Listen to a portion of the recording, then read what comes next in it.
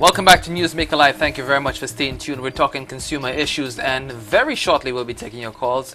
In fact, we'll put up the number from right now. But we're talking about issues that affect consumers, and it was very interesting, the report presented in the House of Assembly detailing the use of funds allocated to village, town and rural councils.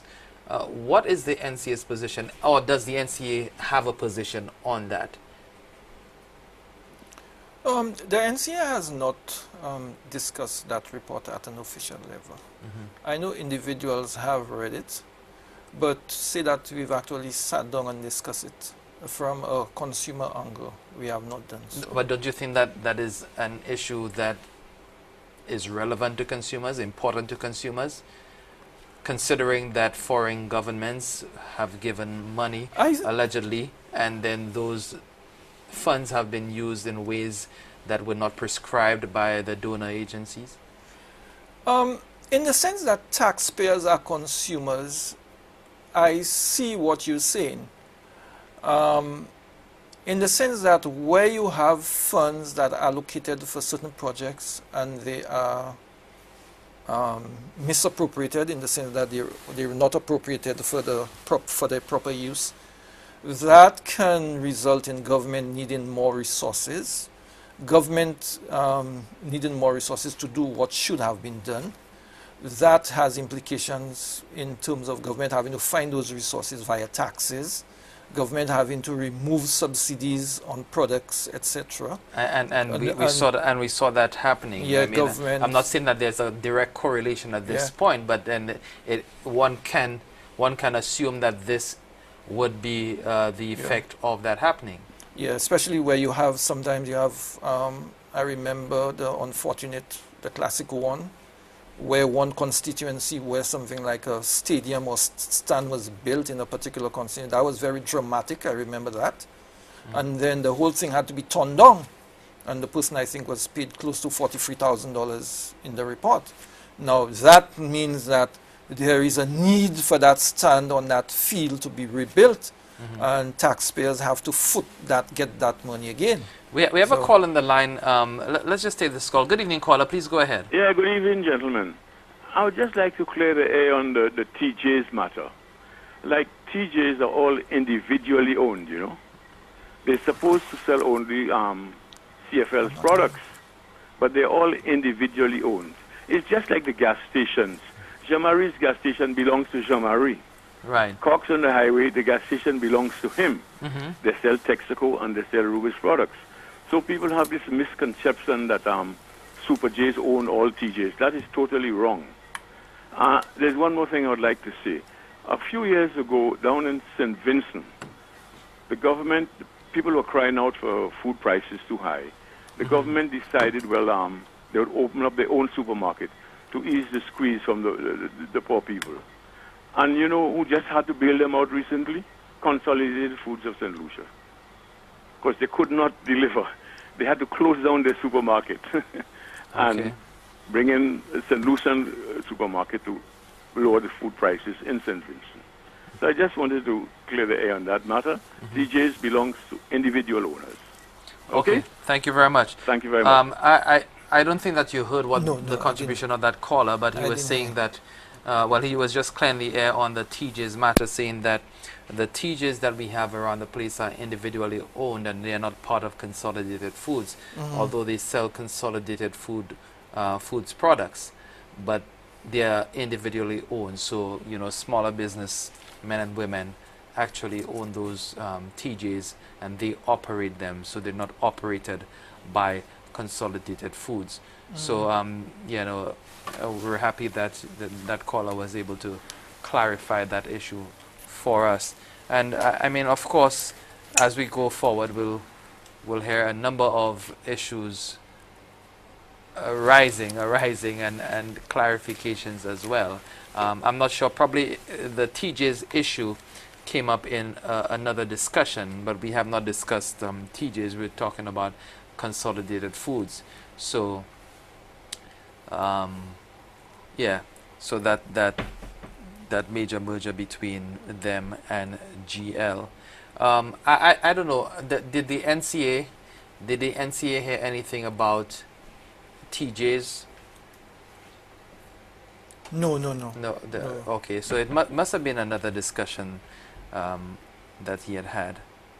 But we appreciate that call, that clarification, because I'm sure it's something that people are discussing. Yeah.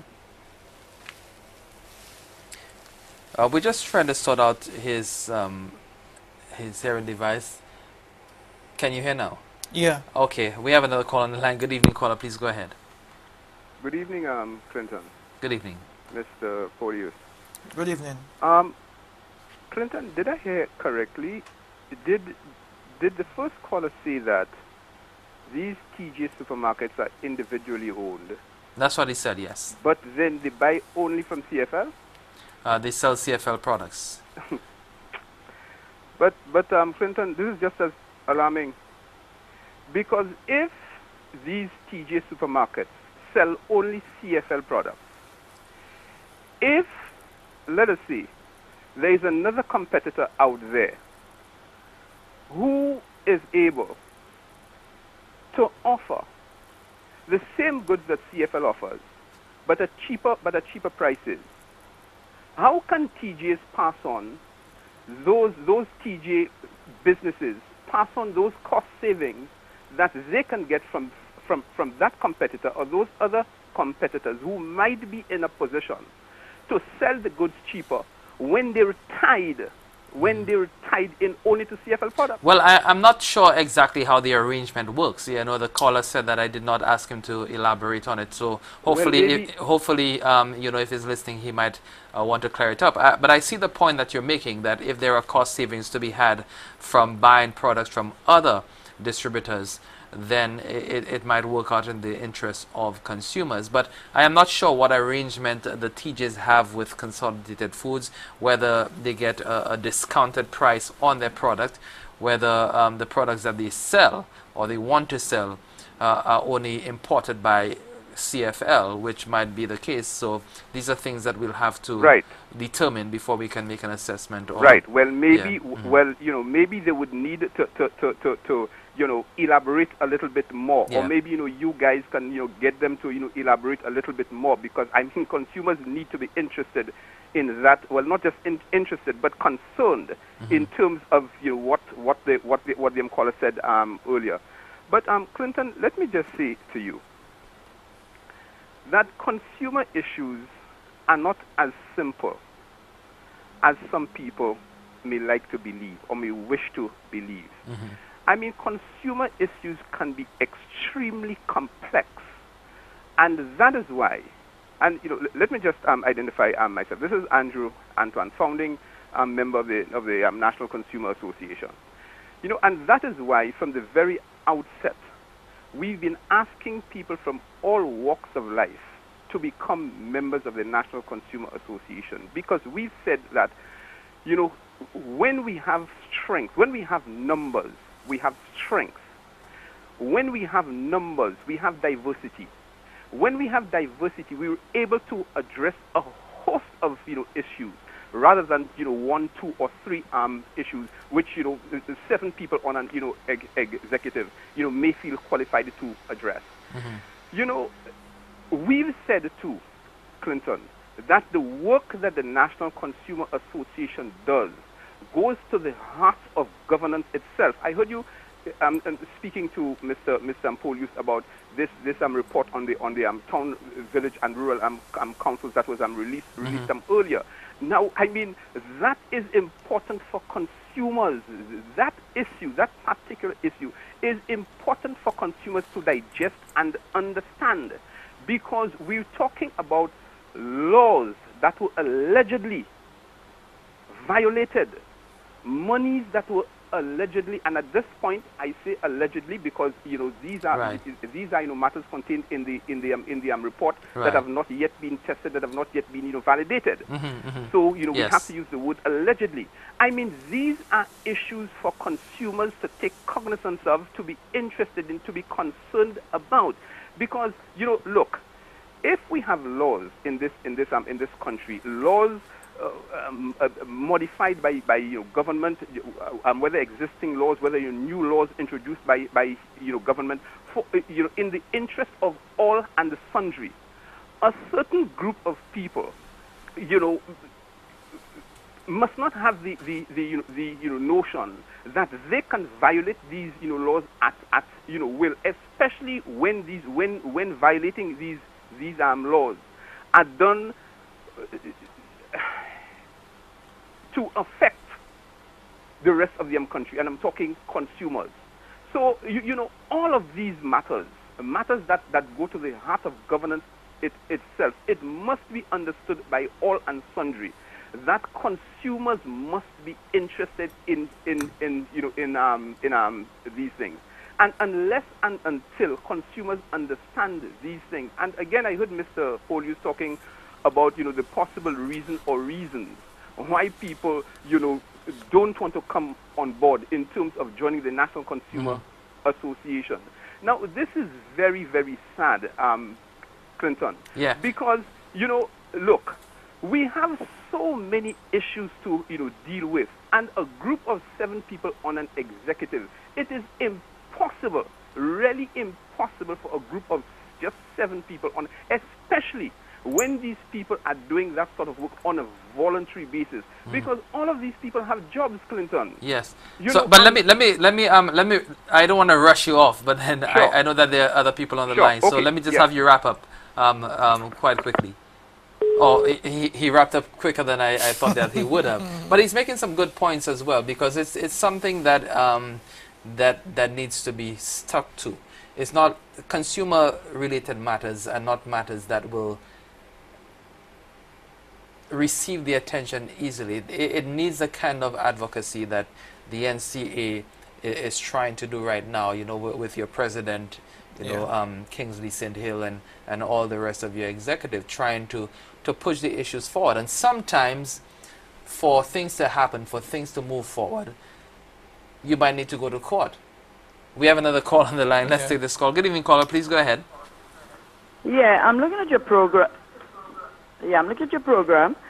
And the last caller, he was one of the consumer guys. But you see, what his problem is, he got very political in that. Okay? And to me, every time we have these kind of representatives in the consumer affair, they go contrary to what they should be standing for, and they get political. Okay? Food is not the only thing that we have to discuss with consumers here. We have lots of things that affect us. We have the clothing stores. We have the when you're building, your plumbing, your plumbers, your electricians. You go and buy different material for plumbing, material for electrical. I mean, build a house and you'll know how much consumers' right you have to go and get. That one is even a little simple one. That's a touch of the iceberg. You know what I'm saying? All over, we need consumers' rights, and we never had that in solution. We still don't have it. Yep. I built a house, Clinton. I built a house, and I ordered 38 doors and windows, French doors and windows, total 38. Cost me $15,700. That's some years ago. When my husband went to pick it up, my husband came with doors without glass. Imagine French doors and windows with no glass. Now you tell me it's a factory we have here, okay?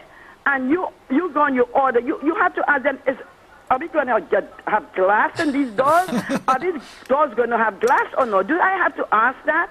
But I'll give you an example. I'll give you an example. I was in the U.S. last week, and I was getting some new glasses. And the frames that I chose, I didn't realize that there was a little break on the arm. So when I brought it to the cashier, when I brought it to the guy, he looked at it and he said, it's broken. I said, well, I didn't realize that, but it's nothing much. He said, no, I'll not sell you this. I'm not going to sell this to you. It's so different. What the kind of service that you get in those bigger countries and what you get here. People would sell it to you with... overseas and coming back here, Clinton. A person living overseas and coming back here and seeing the deficiency in this whole system when you go shopping, okay? After we got the glass, you know what the deal was? The deal was with another business place that's selling glass that had a deal with the man that had the factory. So we had to go and pay an extra $4,000 for glass. But I put my foot down and I said, I'm not paying that man to put the glass in the French doors and windows. But you know what, Clinton? In St. Lucia, when I came back, we had no rights, we had no protection, and we had no standards. And up to this day, we have no rights, we have no protection, and we have no standards in this country. Thank you very much. Where are we going? I have two young ladies, the ages of 18 and 19, sitting there by me, two little friends. And you know what these young ladies are telling me there tonight? I am looking at this thing right now, and I'm looking at the consumer's man. I'm listening. What can we young people learn from these people to do anything for ourselves in this St. Lucia? When we have no rights, no standards, and no protection, who do you go to? That consumer guy, Antoine, he should have still been there. He should have dragged a lot of people with potential and people that knows what it is to buy quality products and not take it and make it a political football. That's why he's not there today. And another one will come again and make it a political football. Well, I don't know about that. I don't want to go down that road. We won't go that road. But listen to me for 1 second. Mr. Chasney and his colleagues, they bought GL. You know, Clinton, any of us could have bought it if we had money in our pockets. What was preventing the people in St. Lucia that have money loaded in the banks, take it out and buy that supermarket? Was anybody stopping them? I will give you one little thing and I'm going to go. When I lived in Toronto, I went to a backyard barbecue.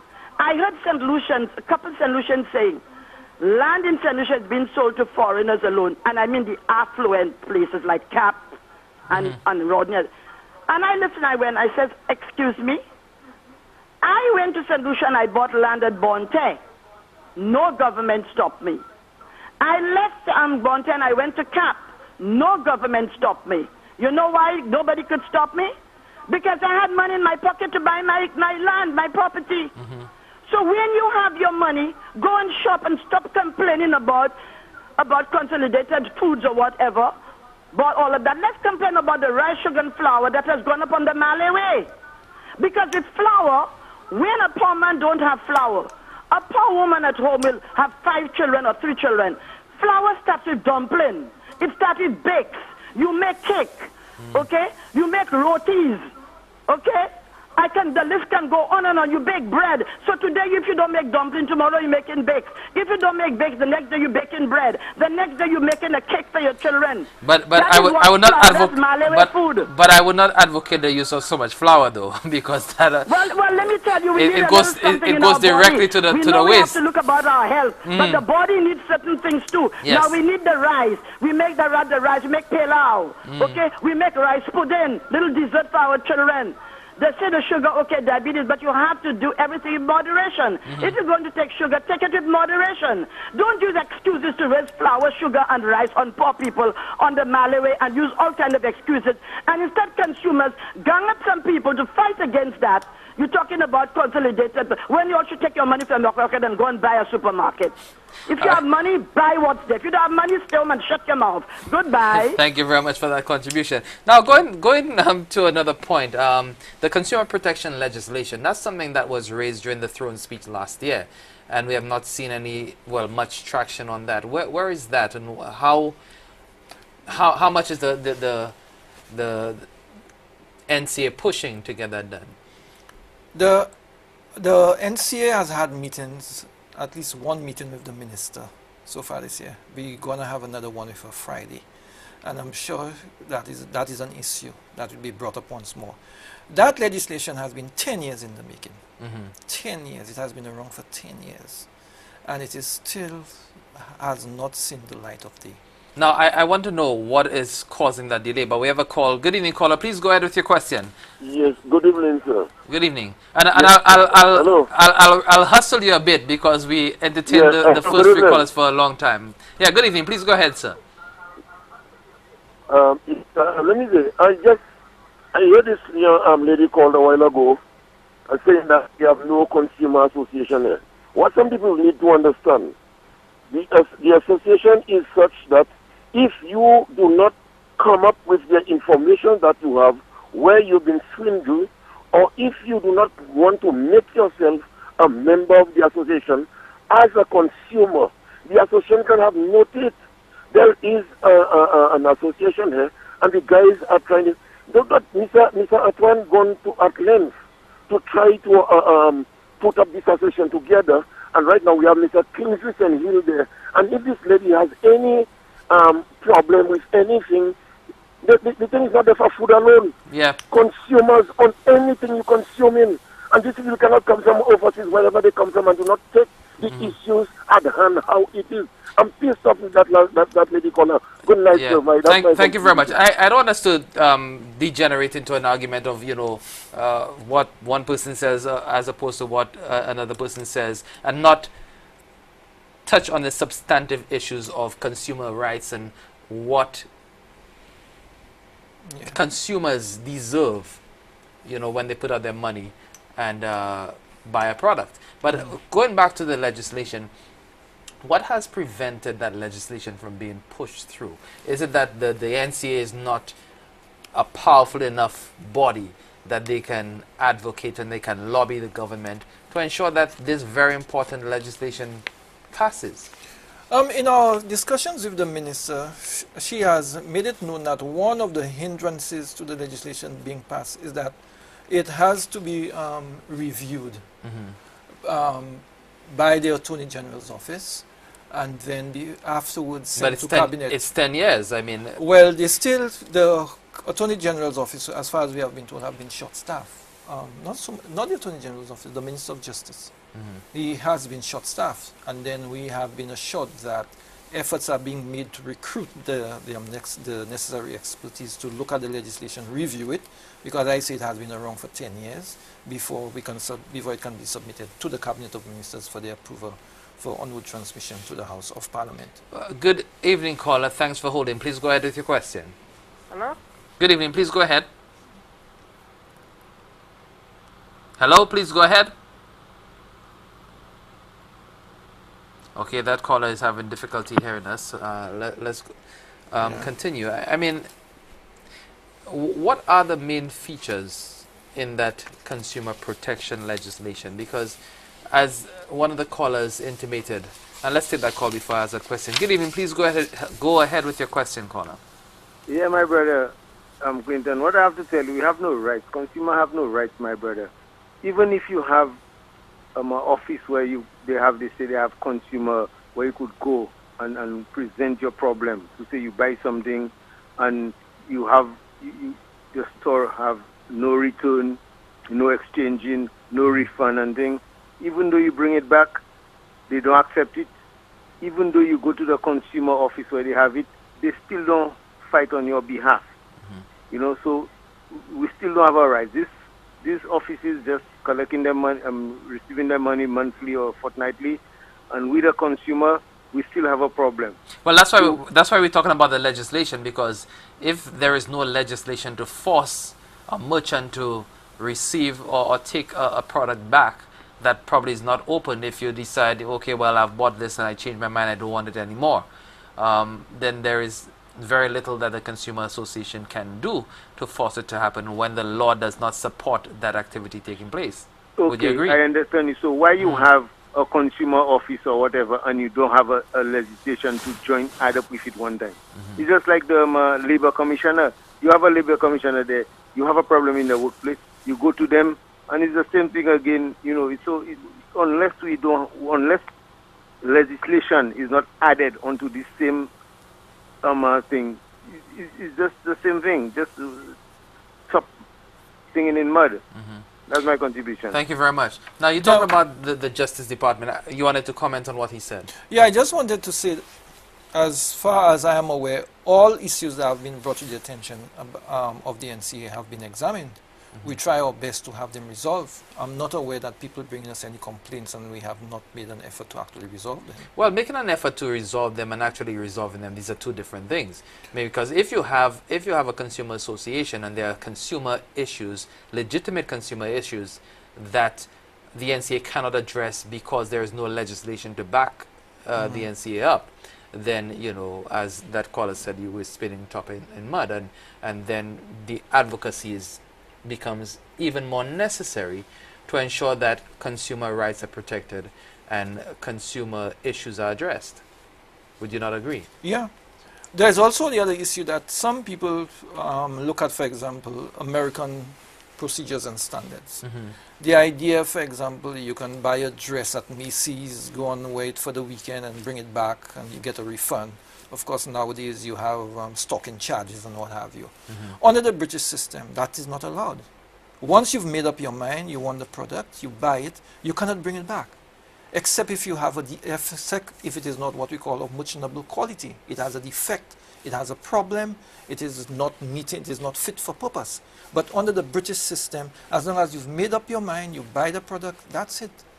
But isn't that a bit restrictive? And I mean, I would probably, because of my me living in the US for a number of years, I would support the US system. If I buy this phone, for example, and I say, you know what, probably I should not have bought this phone. Let me return it. I've not used it, I've not opened it, I've not done anything. Let me return it and get my money back, so that probably I can pay my rent. You know, that should be a decision that I'm in a position to make. The advantage of that is that it reduces impulse buying. That's one of the advantages of it. Of the British system. We have another caller on the line. Good evening, caller. Please go ahead with your question. Yes, good night. Good night. Yes, I believe the main problem now we have in St. Lucia is the quality of the goods that we receive here.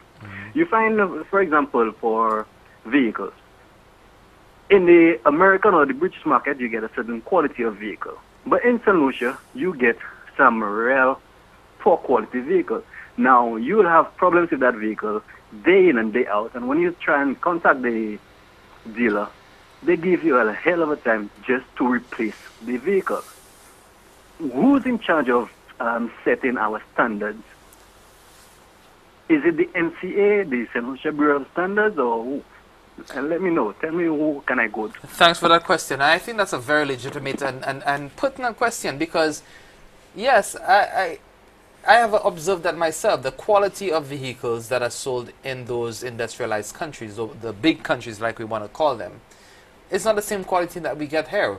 Usually, our markets are used as dumping grounds, things that will not pass the examinations. And the question is asked, you know, who's responsible? And I know that the NCA is not. The Bureau of Standards should be responsible for setting those standards and ensuring that the quality of product that we receive here is up to par. And not just setting the standard, but legislating it too. Right. So on the inspections, I know that my mom, for example, bought a particular car, and I'll not mention the brand, and it was a crappy car, you know. A lemon, what the Americans call a lemon. Yeah, it was a lemon. I mean, yes, it had its problems in the U.S., but then if you realize that it had a problem in the U.S. and you could prove it, they would recall not only that car, but the entire fleet. You're watching Newsmaker Live. We're talking consumer issues. We'll take a break right now. When we come back, we'll continue with our discussions. And, of course, your telephone calls to share your views, also to ask questions of Mr. Mathiaus Polius, the Vice President of the National Consumer Association. Please stay with us.